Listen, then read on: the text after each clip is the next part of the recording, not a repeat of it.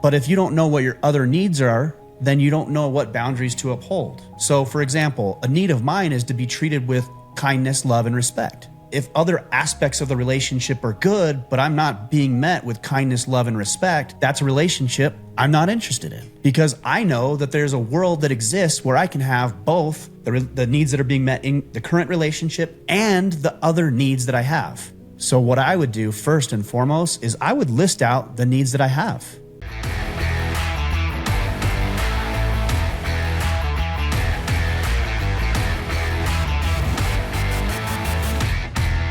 Kipp Sorensen, good to see you, brother. Glad to be back. Love the way we start off our weeks with the Ask Me Anythings. It's a good way for me to think about some of these questions and hear from you, which gives me a new perspective and obviously to help with this purpose and this mission that we're doing here. So glad to be here, man. Yeah, it's the morning affirmation, Monday morning affirmations, or not affirmations. What is it? Level set, focus on the right things. I don't know. I thought you were going to say the morning after or something, like the morning after pill or something. That's where I thought you were going first. I'm like, what the hell is he talking about? Nope, it wasn't going there, but you did, kind of. So awesome.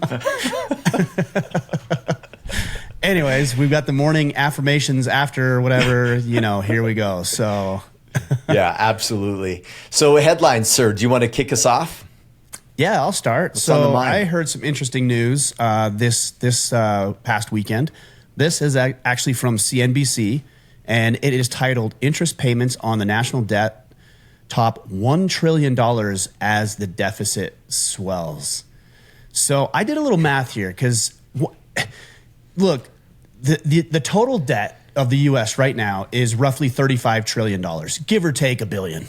Yep. But it's $35 trillion, and the servicing on that debt is above $1 trillion. Those are such large numbers that nobody knows that it's as bad as it is because it's just so absurd that we can't even fathom or wrap our heads around it. So I ran some numbers just to kind of give us a little bit better of a bearing on how much that is to us ordinary Americans. So here's what I ran. If the national debt is $35 trillion and there's roughly 330 million people that live in America, then that means that each individual, every man, woman, and child that lives in America, that is an American citizen, owes roughly $105,000 in debt to foreign nations and debt holders and everything else. If we were to take that down to, and I didn't write this down, but I want to say it's roughly 258 million people in America over the age of 18. So we're going to exclude children. Okay. So just adults. Just adults. That means every man and woman in America and whatever else, gender and whatever else they choose to call themselves, but we here in real world, not fantasy land, man and woman in America, owe $135,000. That is unsustainable. And here's another couple of things I read in this article. It's the debt service is up 30% from the same period a year ago. 30%. 30%. And I think I saw somewhere that it would be by 2035 upwards of $2 trillion. And it says here, the jump in debt service cost came as the U.S. budget deficit surged in August, edging closer to $2 trillion for the year. So what that means is that we're acquiring a new $2 trillion, which obviously is going to be exponentially higher than that for the entire year. It's absolutely unsustainable. And if you look at the actual line items of the highest expenses that the government pays, and I don't have it right in front of me, so if you really want to know more, you guys can go look at all of this stuff. So I'm not maybe precise on the numbers, but this is something that I found interesting, is that if I understand correctly, the servicing on the national debt exceeds that of our national defense spending and is just under two primary programs in the U.S., Social Security and Medicare. So we're in for a world of hurt. This is not sustainable. In any business or any household, if you had $1 million in debt, but you were only bringing in because again, it's $2 trillion. So what's that? Like, I can't even really do the math. 10%. So you had $1 million in debt, but you're only bringing in, that's probably not a great analogy actually, but to the degree that we're bringing in is actually less than even a percentage of what we owe. Like, it's going to be very, very rough. And the answer is we got to stop doing this, and we have to stop electing politicians who are going to spend money. And this is on both sides of the aisle. By the way, everybody knows how conservative I am. Trump is just as guilty, if not more guilty, with regards to national spending than every other president. So I'm not picking sides here. This is a problem. It runs deep, and it permeates both sides of the aisle. Well, and then you look at the two programs that you mentioned. How well are those being ran? Yeah, good job, federal government. I mean, you have two programs that the majority of the debt's a result of, and they're doing a poor-ass job running both of those. Yep. And what I love about this, Ryan, is whenever you hear the government doing a program and how much they're going to spend, they're pandering to the typical citizen that is naive enough to say, oh yeah, this is important, but we don't have the other conversation that we would typically have in our households. Sure, we can get a car, we can get a new car. However, what does it look like against our budget? What costs are we looking to stop spending to justify that or make a pivot? You never hear that ever said.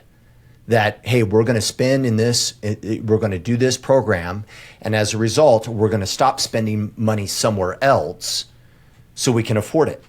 That's never had. It's just, oh no, we'll just keep doing these other things and promise to provide other services and other things without ever a conversation of what adjustments we're going to make so we can even afford it. Well, I will say, yes, I agree with the sentiment, but there is one adjustment that the government always proposes. Oh yeah, we'll tax you more. Additional tax revenue. But they only, and most of the time this falls on the liberal side of the aisle, and they say they're only going to tax the ultra wealthy. Well, here's the problem. When you start taxing the ultra wealthy and you start taxing corporations to exorbitant amounts, I think Joe Biden is proposing legislation that makes a minimum corporate tax of 15%. Kamala Harris is considering increasing not only the cost of corporate taxes, but also taxes on unrealized gains.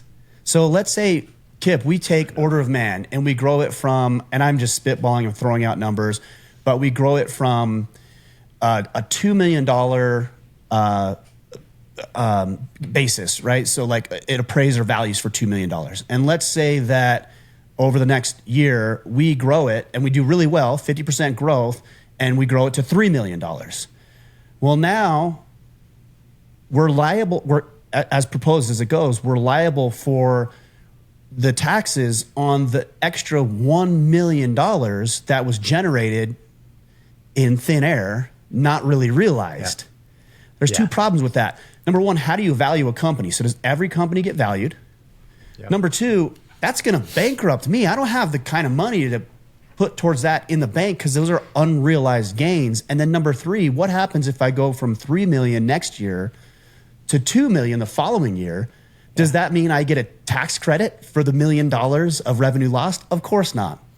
And the other thing that people are saying is, well, you know, it only applies to the ultra wealthy or the ultra rich or these large corporations. You tell me, throughout American history, anytime the government gets its greedy fingers into the pocketbooks of Americans, it stops itself. It has restraint. This is a glimpse into what will happen. It starts with the ultra wealthy, and then it expands to everyday, hardworking Americans like you and me.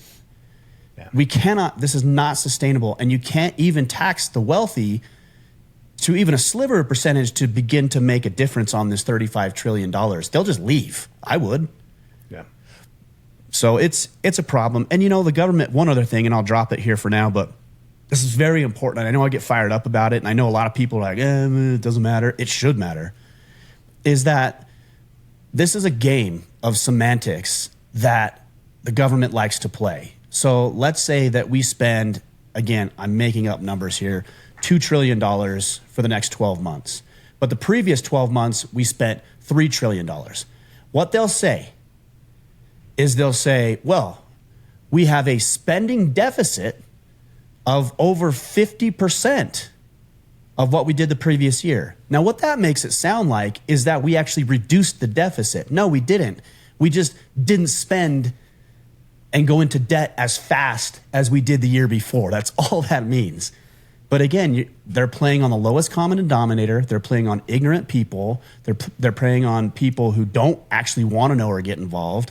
And we just keep passing this nonsense until finally we just destroy ourselves without some foreign invasion or war or anything like that. We just erode because we keep pumping fake money, printed money. It's like monopoly money. Kipp, if you said, hey, Ryan, you owe me $1,000 for the work that I do with Order of Man, I said, hey, will you take monopoly money? Of course you're not going to take monopoly money. What are you going to do? You're going to quit. Like, I'm not doing this anymore. And so it hampers growth and research and innovation. It's rough. It's very rough. What a mess. Yep. Well, I have a more upbeat headline, right? It's not really a headline as much as it's just kind of interesting. So at the release of this podcast yesterday is the date by which the Constitution was signed. It was signed September 17, 1787. 39 delegates out of, I believe, 55 signed the Constitution on that particular day. And I just have some fun facts, right, for us to consider around the Constitution. So obviously, as we know, before you pull those up, Kipp, can I just say one thing on that? Yeah, I know some things, but I'm really ignorant on this. My ex-in-laws, they at one point had a student stay with them, a foreign exchange student from Thailand, I believe. And she knew more about the American government, the Declaration of Independence, the Constitution. I remember coming over one day and she was researching and studying. She knew all, whatever it was at that point, 42 or 43 presidents at that point. She knew all of them, had their names memorized, what time frame, what number president they were. We are so dumb and we deserve exactly what we're going to get. So I'm actually anxious to hear these things because I probably don't know a lot of them. No pressure. But it was a conversation I had with someone yesterday, actually. And I was like, man, I didn't even realize some of these things. And so I did my own little research to kind of add to the conversation. So out of the 39 delegates that signed the Constitution in Philadelphia, average age of those 39 was 29 years old. And we talked about this a few weeks ago, how young these men were. And it showed just empowering what they were about in life at such a young age. So the Constitution was drafted in secret by delegates to the Constitutional Convention over the summer of 1787. The delegates debated and redrafted the document in closed sessions, addressing issues such as how much power to give central government and how many representatives each state would have in Congress and how those representatives would be elected. Three things the Constitution primarily does. It creates a system of checks and balances between the three branches. Second, it divides the power between the federal government and the states. And third, it protects various individual liberties of the American citizens. The U.S. Constitution has 4,400 words. It is the oldest and shortest written constitution of any major government in the world. A few days later, after the signing of the Constitution, President George Washington issued a proclamation naming Thursday, November 26th, as the day of public Thanksgiving, for the first Thanksgiving was celebrated underneath the new Constitution. That I didn't know. I didn't know that. Yeah. So maybe even something to, like, literally after I learned that yesterday, I was like, you know what? Maybe we need to pull up the Constitution as part of our Thanksgiving, family tradition, because that's where it was formulated. Very cool. That's awesome. Yeah, I think we need to know more about this stuff because obviously our liberties are being threatened, and unless we have some knowledge about what's happening and what that Constitution was framed on, or founded for, or written for, we're going to let those rights go without even knowing what we're letting go. Yeah, totally. And by the way, it's one of the well, I mentioned this, one of the oldest constitutions and one of the most widely used documents in the world, where other federal governments or other governments have used it as a baseline for their constitutions. So very, very cool stuff. Awesome. And there's one other thing that I learned. I did Madison Cawthorn did a tour of the Capitol building for us years ago. And one of the things that I learned was that I think more so the Declaration of Independence, and I think also part of the Constitution, was derived from a different document that most people aren't aware, which is the Magna Carta. And I pulled it up here. It was signed by King John of England in 1215. So a lot of people don't even know a lot of where our founding and charter documents derive from, which were hundreds of years earlier. Yep, totally. Super cool. Yeah. All right. I think that stuff's interesting. So we got questions from the Foundry and Facebook, and so from the Iron Council. So we'll go ahead and jump right in to the IC. And maybe, Kipp, if I can, when you say the Foundry, sometimes people might not know what that is. No, it's good. The reason I bring it up is because inside of our brotherhood, the Iron Council, one of the biggest questions I often get is, oh, I don't have social media, or I don't like social media, and I understand the sentiment. So we don't use social media in that brotherhood. We have a closed platform, completely private, that is outside of the scope of Meta or Facebook or Instagram or YouTube or Twitter or X or whatever. And it's completely isolated there. So we're able to stay on track and focus and really have the conversations without distractions and without bad actors coming in to mess with what we have going on. So I just want to throw that out there. Sometimes people ask about the social media aspect of it. Yeah, good point. All right, our first question is from Jay, one of our senior leaders in the Iron Council. He says, is it necessary, and I really love this question, by the way. In fact, I had a debate about this question like probably 6 months ago with someone. But his question is it necessary to have a breakdown before a breakthrough? Is it necessary to have a breakdown before a breakthrough?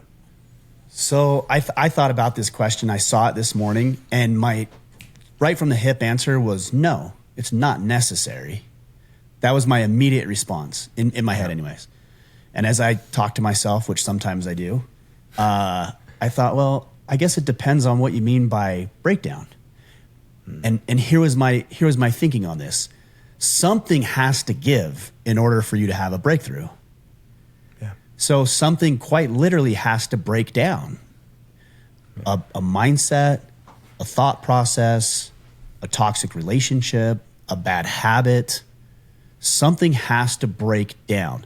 So maybe the answer is yes, there actually does have to be a breakdown. But the real question then is, to what severity does the breakdown need to occur before I have a breakthrough? So a lot of guys will wait until it's absolutely severe. For example, they'll change the way they show up in a relationship after the threat of divorce. They'll start going into the gym and getting themselves in shape and fit after a medical diagnosis or a medical scare. They'll start getting financially savvy. They'll educate themselves and teach themselves about how to properly handle their finances after they declare bankruptcy because they're broke. So that is not necessary. The severity of the breakdown is not necessary.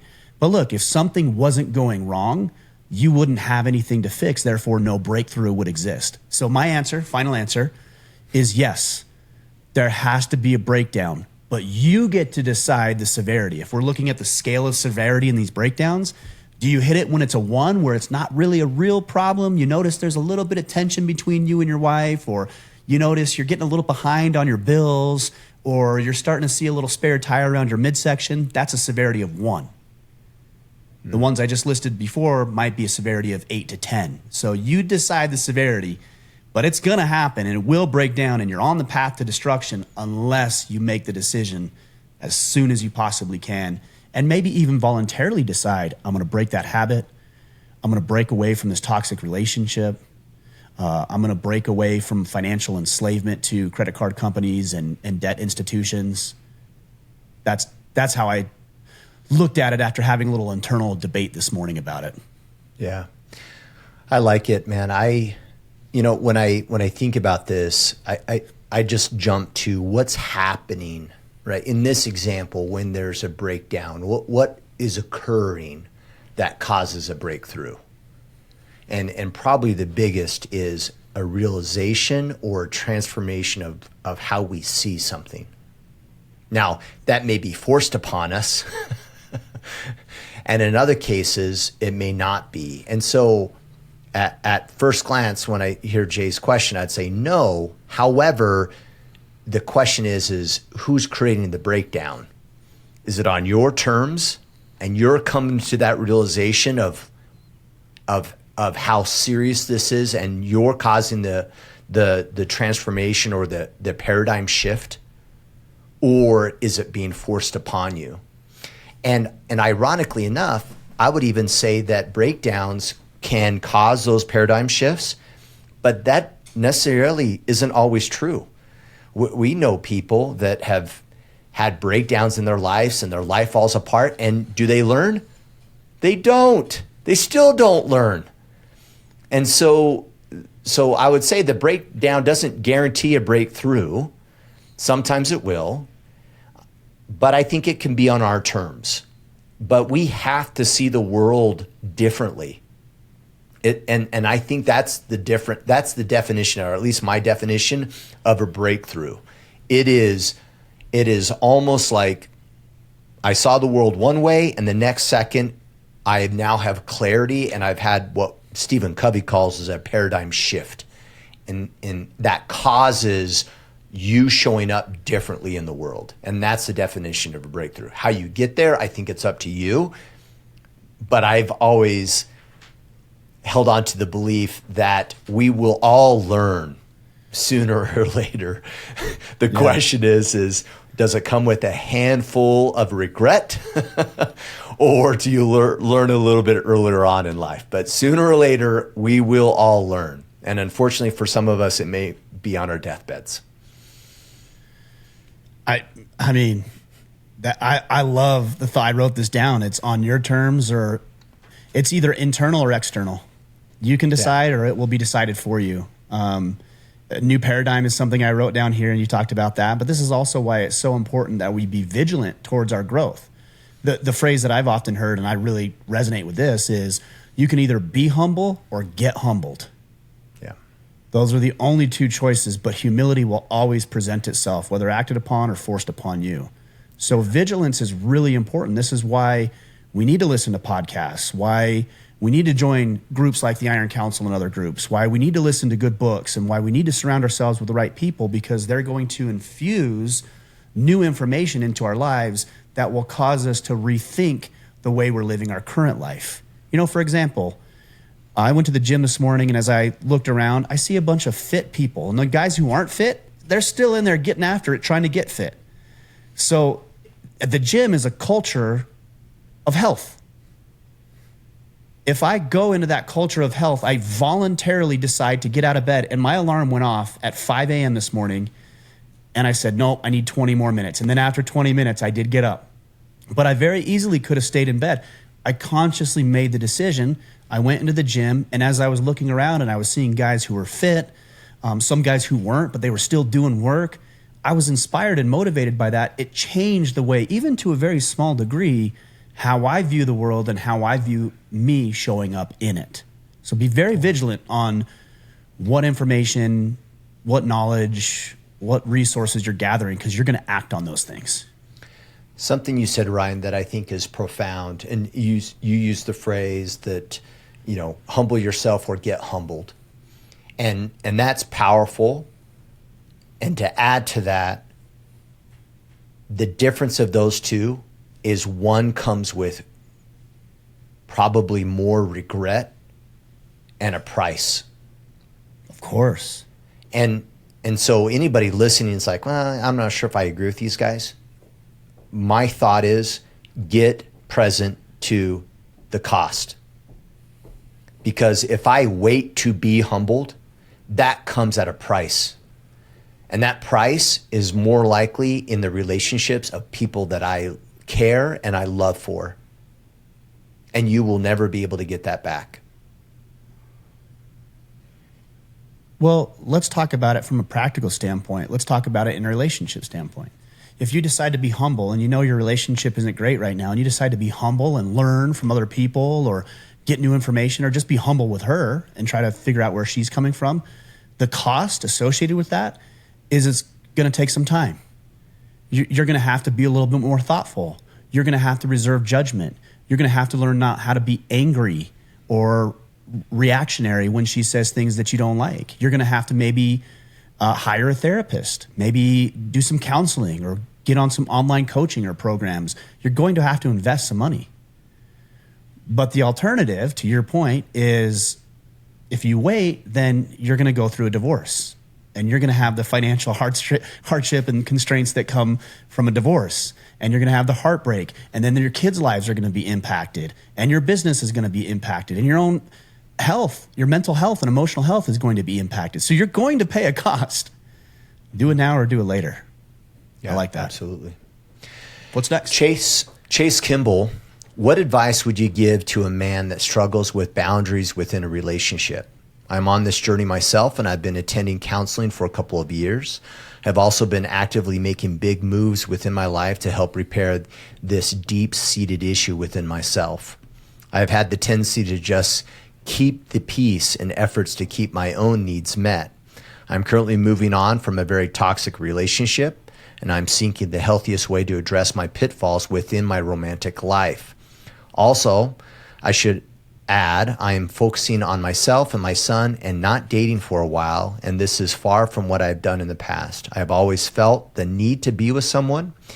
Any resources you can recommend would be a huge help. Thank you, guys. A couple of things that stood out, and I was taking notes as he was saying this. So he said this. This was really interesting. This is the one thing that really stood out to me. He said, I've always tried to make amends or make her happy. Or he said something like that. Keep the peace. In order to have my needs met. Yeah. And I wrote this here. I said, but are your needs being met? Some of them, no doubt. Companionship, maybe a little validation, maybe some physical intimacy here and there. Like, sure, some things are being met, but you're struggling. Your emotional needs aren't being met. You just said you ended a toxic relationship. So your emotional needs weren't being met. Maybe your physical needs weren't being met. Maybe your own hopes and dreams and desires for what you want to create out of this life weren't being met. So you can't say your needs are being met. I think what's really important to realize is, what are your needs? If you don't know what those are, yes, sex, companionship, validation, sure, those are needs. Nothing even wrong with some of those to varying degrees. But if you don't know what your other needs are, then you don't know what boundaries to uphold. So, for example, a need of mine is to be treated with kindness, love, and respect. If other aspects of the relationship are good, but I'm not being met with kindness, love, and respect, that's a relationship I'm not interested in. Because I know that there's a world that exists where I can have both the needs that are being met in the current relationship and the other needs that I have. So what I would do first and foremost is I would list out the needs that I have. Physical intimacy, the ability to communicate effectively, the ability to express and voice my opinion, even though it might not always be agreed upon, at least it's valued. Similar goals and ambitions and desires, somebody who's going to be honest and open and respectful towards me, kindness. I could go on, and I know exactly what they are because I've literally listed them out. I have them on my computer, written down, what exactly they are. And then if things aren't being met the way that works for me, then I'm willing to have that conversation in a respectful way because I'm not willing to compromise on those things. Some things I will compromise on, but that's not where a boundary needs to be created. Yeah. So I don't know if you've done this exercise, but if you haven't, you need to spend some real time, especially where you're not dating. Because here's what happens. You're going to start dating at some point. And if you haven't written this stuff down and you don't know exactly what it is, you're going to overlook red flags because you love her. Guys say that all the time, but I love her. As if the emotional connection is the only thing that matters. I can love a lot of people and not want to spend much time with them. I can love a lot of people, but not want to do the rest of my life with that person. So there has to be alignment between your emotional feeling and the pragmatic side of things, which is, yeah, she has needs, and so do I. And if I can't meet hers, I'll voluntarily bow out. If she can't meet mine, then I'll also voluntarily bow out. Yeah. And not that I need to reiterate this, but the importance of this is because any scenario by which you get your needs met through you manipulating comes with animosity and other yucky stuff. Like, you want someone to meet those expectations of your needs out of agency and choice, not out of you pandering and trying to do all these little things and skirting around issues to like beg for it.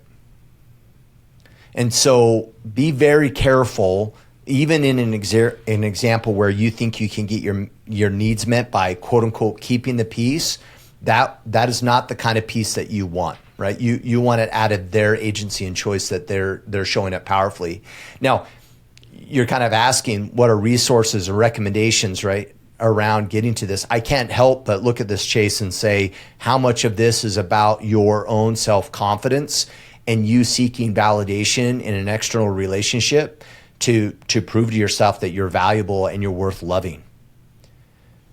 And that's a projection, I know, and may not necessarily be true. But for those listening, I would say this is where you getting your own house in order, you living a life of integrity, you showing up powerfully and being happy on your own and not executing a relationship due to that need of feeling loneliness. You need to address that independently of those relationships. So then that way, any future relationships, because you choose it, not because you need it. And so just focus, I would double down on focusing on yourself and be the kind of man that you're excited about being and feel happy with yourself and feel content, and then seek relationships in the future. Yeah, I mean, that's well said, Kipp. And this is why, we talk about the battle planning, because a lot of guys just don't have a plan. This is why programs like 75 Hard do so well. And what I'm about to say is not a knock on 75 Hard. It's a path to run on. And at this point, Andy Frisilla, who's a friend of mine, has helped probably tens, if not hundreds of thousands of people go through this program. But the reason it's so popular is because people don't have a plan. They don't have their own plan. So they need a plan from somebody else. And again, that's not to knock 75 Hard. If that's what jumpstarts your self-development journey, by all means, do what you need to do. Use programs, use frameworks, use whatever you need to use. But man, do you have your own plan? That's where this comes into play. We have our version of 75 Hard, and mine's different, Kipp, than yours. And yours is different than somebody else in the Iron Council. Like, it's different because it's created for that individual by that individual. So have the plan. And I also wrote this down because I liked what you were saying about internal versus external validation. Is we need to be very cautious in meeting our internal validation things using external resources. Because I actually do believe there are some external factors that meet our needs. Like physical, for example. It requires a partner, Yeah. So that's an appropriate use of external factors to meet individual needs. But there's other things like love, a sense of worth, a sense of pride and confidence. If that comes from a woman or anybody else, that's inferior to the way that you should feel about yourself. Now, don't get me wrong. I think all of us ought to be with partners that are willing to lift us up and edify us. Like when my girlfriend says, I love you, or thank you, or I appreciate you, that feels good. It's not necessarily a need, but it supports what I believe about myself, or at least what I'm working to believe about myself. Totally. And so I think it's really important also that we look at our own little insecurities. I'll give you an example. So this weekend, and I don't think she minds me sharing this, but this weekend we got into, we'll find, because I'm going to share it anyway. So it might create more problems, but we'll see. No, we got into a little minor, I wouldn't even say disagreement, but we just got into it a little bit. Not a big deal. Yeah. Just a little bit. And we ended the conversation amicably. Again, it was small. And then I messaged her back because I was feeling a way about it. I'm like, no, I need to share. This is how I feel. So I messaged her back and she messaged me back. And then I hopped on a phone call with her and we kind of worked through it. There was some real just misunderstandings. That's all. Just some basic misunderstandings. And we talked about some things. And one of the insecurities that came up for me was I can jump to worst case scenario really, really quickly. And she said, oh, I'm glad we talked about it, but this doesn't seem like a big deal to me. That's what she said. And in looking at it, or along those lines, but looking at it, I was like, yeah, it's not actually a big deal, but I catastrophized it in my mind. Yeah. And I blew it out of proportion. And that's an insecurity that was highlighted that I clearly need to do some work on it. What am I threatened by? What am I so afraid of? Where is the lack of trust? Where is that stemming from? I don't know the answer, but I just want to share that because we all have insecurities. It's not a question of if you'll have them. It's really a question of if you'll recognize them and if you're willing to deal with them. Yeah. Totally. Because most people don't deal with them. They just sit with them. No, and I haven't in the past. And then it just gets worse, right? Those insecurities. And what ends up happening, and this happens a lot in relationships, guys will blow things out of proportion. Actually, I've seen this. Men who are so insecure that anytime their woman talks with another man, maybe it's a coworker or a boss or a client or even a family member or a friend, they think their woman is cheating on them. Yeah. And that she's like going to leave and find somebody who's like better than them. And then he starts planting seeds of discontent in the relationship that don't need to exist. And then eventually she's like, you know what? Actually, yeah, I think I am going to be out because I can find somebody else who doesn't have all these insecurities, isn't worried about me cheating, isn't worried about what I'm doing every minute of every day. And I think I'm, ready to find somebody else. And then you say, see? Knew it. I knew it. Yeah. No, you did it. And you're blaming it on her. Yeah. Almost creates a self-fulfilling prophecy. Absolutely. Yeah. Yeah. Yeah. All right, Jarrett Silverback, Storl. The word arrogant seems to be used by people less driven than us here in the IC. Yeah. How Is that does an arrogant statement? That's just kind of ironic a little bit. Make it real, yeah.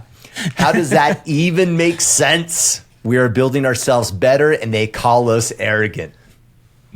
Yeah, first of all, it doesn't matter, right? If you're doing the work for the right reasons, it really doesn't matter. But let's talk about why they do that, because I think you're right. Yep. There's a lot of men and women who are threatened by assertive people. Yep. Because they're timid and they're passive and they're weak, and then they look at passion or enthusiasm or confidence as false bravado, pride, arrogance, when in reality, it's just that you're sure of themselves. So it's actually not an indictment against you. It's an indictment against their own lack of self-confidence. Yep. So that's reason number one. Reason number two is because if they can tear you down, they're not required to lift themselves up. Yeah, you make them look bad and feel bad about themselves. Yes. And so they're not going to say, oh, I'm a piece of shit. They're going to say, you're a piece of shit. And you shouldn't be like that. You should be more like me. And they cloak it under you're arrogant, you're prideful, you're this, you're that. Now, don't get me wrong. There are people who are successful, who are very proud and very arrogant. And you know what that is. And I'll tell you what it is. The difference, I think anyways, is people who are confident, self-confident, they will always lift other people up and they have a heart of service. People who are prideful and egotistical and arrogant will always step on people in order to lift themselves up. Yeah, they So if see you others take as two objects. Yes. Yes. If you see two leaders, both successful, maybe it's financially, they're both successful, and one is serving and edifying and uplifting other people, that's the humble one. And the other one who's pushing people down, mocking people, making other people feel stupid, that's the arrogant one. And so you can have success with both. I just believe that the way that we do things matters more than the results that we experience. So I love Jared's question because last week I had a phone call. And this, by the way, this is one of the benefits of the Iron Council. Doug reached out to me in the IC, said, "Hey, Kipp, do you have 30 minutes?" Scheduled a call, and we had a chat. And hopefully he doesn't mind me sharing a little bit. Well, it's Doug. We'll find out. There's no last name. There's no last name, so no Isn't one that has what you any said idea about what me? I'm talking about. Yeah. I'm gonna figure out who it is. And I'm gonna tell him. But it was a similar question. Hey, how do you deal with people that see you as being overly arrogant because you're getting after it? And we had the same exact conversation. It's because you might be exposing them, right? Making them feel bad about where they are. What I like about our conversation, though, is we moved on from it. Like, well, what do you do with it? Because it's also not beneficial for us to go, it's just them because they're not as amazing as you are, and we just move on. It's like, okay, well, I have people that think I'm arrogant. And by the way, I've gotten this criticism years ago, almost about exactly 2 years ago, from leaders of Kipp's too arrogant. And I know it's not true. I'm like, what? I that's not my heart. So what do I do with it? I bring them along. And so those in your life that might be perceiving you as arrogant, enlist them, coach them, and establish a stronger relationship with them, because most arrogance and judgments of arrogance is because I don't know you well enough, Ryan. You're this untouchable, arrogant person. But the minute that you and I have a relationship and you're in a position of influence, now your arrogance isn't arrogance. Your arrogance is inspiration, because I know you care about me as an individual. And now you're in a position to bring me with you. And now you can coach me and inspire me and motivate me, not just, be this figurehead. And so if some of this arrogance, and I know Jared's question is like more like social, broad scenario, but if you're in a position of leadership and you're getting this a little bit, like you might be perceived as someone that's arrogant, I use that as a red flag of you need to establish relationships better. Make sure that you're in a position of influence with those that you're leading, and that will kill the arrogance, because they will know you and they'll know that you actually care and that you're just passionate about what you're doing, and then focus on coaching and inspiring them. Kipp, this is why I love these conversations, because we see things differently. The way to arrive to a conclusion, I think a lot of the times we see it differently. You're way more thoughtful and empathetic about those things than I am, but we seem to always arrive at similar conclusions. And I wrote this down before you even started saying that. I wrote, you serve them. Yeah. If you're obligated to, right? Like there's some people, if it's like your online, position. for example. Yeah, right. Like online, for example, people are going to make all sorts of accusations and call me names and everything else. I'm not obligated to like go out of my way and bend over backwards to serve them. But if I'm in a position of leadership at work, I can't ignore them. Like they're part of the team. I need to get them involved. So you serve them. A good example of this, I think I've shared it before, is I think I told you about Benjamin Franklin's theory with borrowed books. Did I talk with you about that? No, but I'm intrigued. So Benjamin Franklin, he acknowledged and recognized that there were people that obviously didn't like him.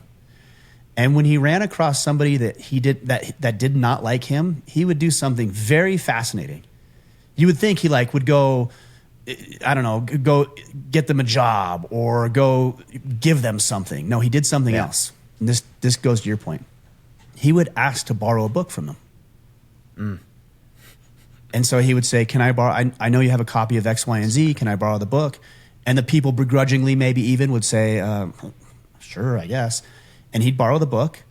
And then he would return it in a prompt time. And then he would tell them what he learned from the book and be very gracious about their lending him the book. And he found that when he did that, the level to which people liked him increased exponentially. Totally. And part of that is for two reasons. He served them, and I'll get to that one in a minute, but he allowed them to serve somebody else. So that's how Ben Franklin served that person, is he gave another person an opportunity to be valuable. It's the same reason why you should never, ever, ever turn down or dismiss a compliment or a genuine show of gratitude or sincerity, because you're robbing somebody of an opportunity to serve and be valuable in your life. So when somebody compliments you, instead of saying, oh, no, thank you for acknowledging that. I've struggled with that. But that means a lot to me that you would acknowledge and recognize that in me. You don't even need to take it on as your own. You just thank them for what they're giving you. You look, and this goes to your point earlier about working with your team, always look for ways to serve other people and opportunities for them to serve, and the likability factor just goes through the roof. That's so good. I read, I don't know where I got this, but I read a study around in psychology where whenever you serve someone, by default, it generates a sense of caring for them. Always. Of course. That's just what happens. And that's what Ben Franklin, he more or less got them to like him by having them help him. Serve him. Yeah. I love that. This is kind of a personal story, and I hope it's okay to share, but it's a story about my mom. So years ago, in the final years of my grandmother's life, her mom, they had a strained relationship when she was young. And there's a lot of reasons for that, but it was strained. Yeah. And my mom made the decision that she was going to go serve her mom, my grandmother, in the last years of her life. And she did this with her father as well. And she had a much closer relationship with her father. But I cannot even express to you the level of healing that I saw in my mom, because she served knowing that she was not going to get anything in return. I'm just going to serve. I'm going to help. I'm going to move closer to her, and I'm going to serve her into the transition from this life to the next. And the amount of healing I saw in my mom was amazing, all because of what you just said, Kipp. When we serve other people, we learn to care about them. We actually see the humanity in them, and we're much more gracious and empathetic towards maybe even past hard situations. It's really, really powerful. Yeah, consider that for any strained relationship that you have. It's like, the answer is go serve them. Serve them. Yeah. Which is awesome. Hey, can I take a break from conversations real quick? Because we've talked a little bit about the Iron Council, and what you might not know, I don't even think we said, is it's open for enrollment right now. We only open up 4 times a year, and this will be the last open period before the end of the year. So I had a bunch of guys in the Iron Council explain to me what they think the Iron Council is. Because it's easy for me to say it's this, and this. And of course I'm biased, and so that doesn't even have as much weight and credibility as what a few of these guys say. And I've got dozens and dozens of examples, but I'm just going to read 2 real quick. So this one comes from Josh Wellman. Josh is a marketing consultant. He says this: the Iron Council is a self-mastery think tank built on servant leadership. It's the blueprint for any man from any background to supercharge your growth, sharpen your skills, step up to serve, and lean on a network of men who have your back. It will put more on your plate, but through relentless action, you'll make your plate bigger. I like that one. Yeah, I love that too. And then the other one, this is from Anthony Heck. He's a Navy chief. He says, the Iron Council is a place where you cannot have the answers as long as you're working for them. It's a place where men will invest in you and your future, and you will invest in them in return. It's a place where if you're struggling to make sense of your life and purpose, you can find your way with mentorship of men that have found theirs. It doesn't have all the answers. You will still need to earn and find some for yourself, which makes them infinitely more valuable when you do. Totally. those are a couple that, and I've got more, and I'll be talking about more throughout the coming weeks, but those are two that really stood out to me from Josh and Anthony, and I appreciate both those guys and what they do inside the Iron Council. Yeah, and to sign up, gentlemen, that's orderofman.com/Iron Council to sign up with us this quarter or to learn more. Yep. All right, Cool. next question. All right, Brian Boyd. I have control and responsibilities of a specific area within my department. This is a great question, by the way. I plan, execute, and do the job for each location. However, I'm not invited to participate when these areas are addressed in other meetings. I have asked one of the bosses why I was not invited to these meetings since they are part of my wheelhouse. I was told I am just a supervisor and not a manager, and I didn't need to attend. This scenario has happened numerous times, and I've kept my mouth shut because good leaders should not have to beg for recognition. Well, it happened again last week, and I said something. I told my boss this is bullshit, and it isn't right. I'm tasked with these areas of responsibility, but I'm purposely left out of meetings that I should be part of. The boss told me not to take it personal. I've been here for 20 years. I do take it personal.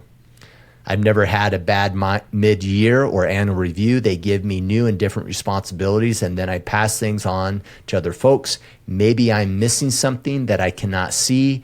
Am I being too proud, or do I have a legitimate beef with being left out? I mean, who's to say it's legitimate? If I was in your shoes, I would feel slighted too. All right? Yeah. I would. I think all of us would. We'd feel slighted. But I wrote this down. Why is it important to you?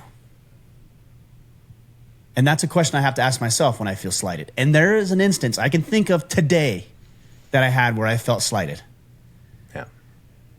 And I have to ask myself, why do I feel that way? And why do I need whatever it is I'm trying to get? So I'm not, when I ask these questions, these are not rhetorical questions, and I'm asking them genuinely and honestly in sincerity. I'm not pointing at you when I say this. I'm saying, ask yourself, why do I need this? What do I gain from this? Why is this so important to me? Because if you know the answer, then maybe you can think to yourself or find out that maybe it's not that important to me. Or maybe the reason I need it is because of this, and maybe there's another way to get that in a different way. I'm also reminded of Don Miguel Ruiz, the 4 agreements, never take anything personal. You know you're taking this personal, and you even said, they're deliberately leaving me out of meetings. Yeah. Maybe they're deliberately, but are they doing it maliciously? I don't think they're doing it maliciously. Yeah. I think that probably, if I'm in their shoes, probably it comes down to just an efficiency of meetings. It's probably what it comes down to. Like, we don't need every person involved. We need the managers to explain and then we can get out of this meeting faster and be more efficient. So it's probably just an efficiency discussion. But you're making it, I'm going to steal from your playbook. You're making it mean something that you don't even know it means. Yeah. And then the last point that I'll make here, because I do want to hear what you have to say on this, Kipp, is maybe instead of being upset that you're not being invited to a meeting you think you should be invited to, maybe there's a way to be valuable in that meeting, and it's kind of a flank move where, hey, boss, if I'm here at this meeting, then I can X, Y, and Z. Because right now he probably doesn't see 100%. Again, it's not malicious, I don't think, but 100% he does not see the value of you being there. Otherwise he would. Yeah. So is there something else that you would bring value to the meeting that he would think, oh, you know what? We should have you there. Because right now, it's not. It's not there. Again, it's not malicious, but the value's not there. What do you think, Kipp? Yeah. This happens all the time, man. I mean, I've done this. Not invite someone to a meeting. Why? Because I can't have 20 people in the meeting, right? So we handpick a handful of guys. Do I think they're not effective in their jobs? Absolutely not. But there's a lesson here. And we talked about this in the Iron Council. We do like a leadership training once a month. And last Wednesday, we covered effective communication or leadership communication. And one of the areas that we talk about is the power of transparency. And transparency is powerful. Why? Because it makes people feel valued. And that's what this comes down to, right? Brian got invited to this meeting. He's going to feel valued. He's going to feel appreciated. He feels like what he has to share, say matters, and he's more appreciated by leadership, and all is well, right? And that's really what this is all about. And so, Brian, I'd put it back on you. Is you want to get to that meeting? He just told you the answer. You're not a manager. You're not a manager. Yep. So what are you going to do to get in position to be a manager? And then better yet, just to be a little abrasive with you, have you had a conversation with him that you feel unappreciated and undervalued? Because that's what you're saying. Hey, I don't feel appreciated and valued. I'm not invited to the seat of the table. I've been here for 20 years. I've never had a bad mid-year or annual review. I'm killing it at what I do, and I don't get invited to these meetings. Ask him why and what you need to do to have a seat at that table, because that would be meaningful to you and you're ready to level up. Actually, I will correct, I think, one thing that you said. Okay. Give it to me. You said he's never had that conversation.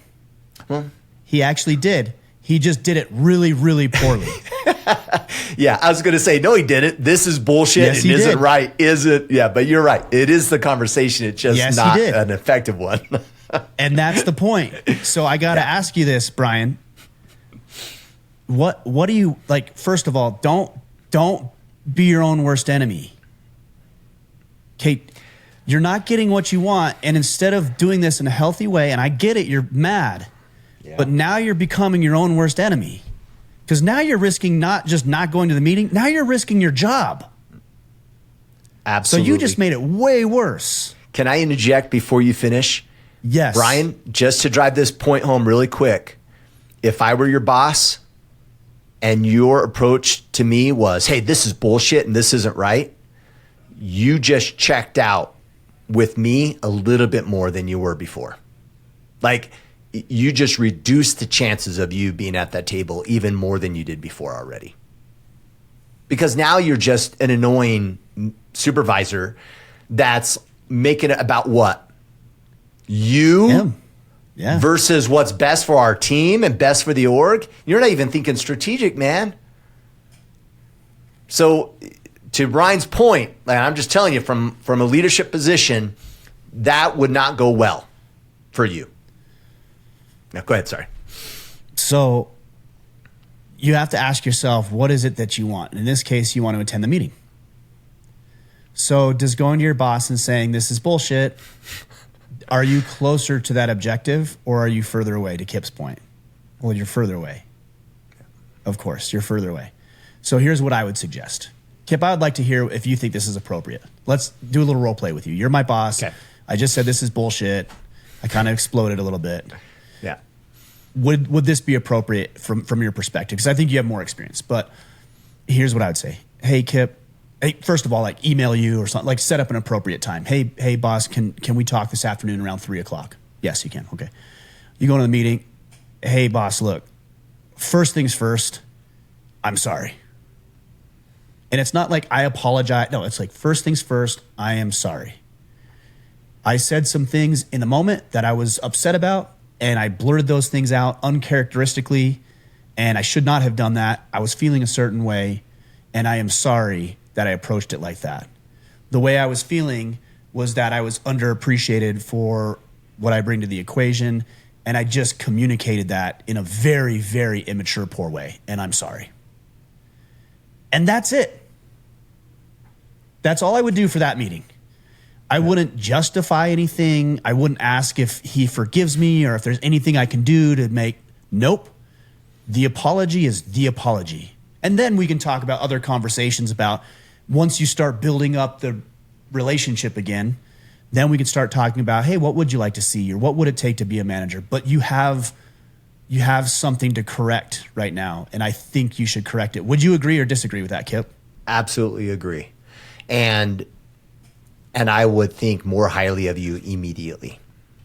That's it. And I think that meeting should take 2 minutes.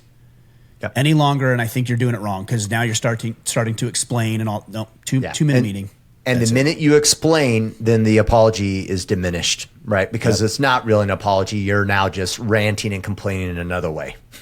Right. Exactly. Yeah. Exactly. All right. Okay. I got one more question. Do you have enough time, or do we need to wrap? Let's do rapid fire on. I got to get going, but let's do rapid fire. Mr. Bob Ross, my wife this year started a homeschool, our 8-year-old son. I work traditional Monday through Friday, 8 a.m. to 4 p.m. When I get home, I want to spend time with my son and give her a break. Any tips and ideas or on-site on what I can do that could help her and feel supported? Thank you. 8-year-old son, correct? Yes, sir. Okay, this is awesome. I like this question. You get home at 4 o'clock, you immediately take your 8-year-old son and you go do man things. So this afternoon, hey son, we're going to the shooting range and we're going to shoot guns this afternoon. He's old enough, he can shoot a gun.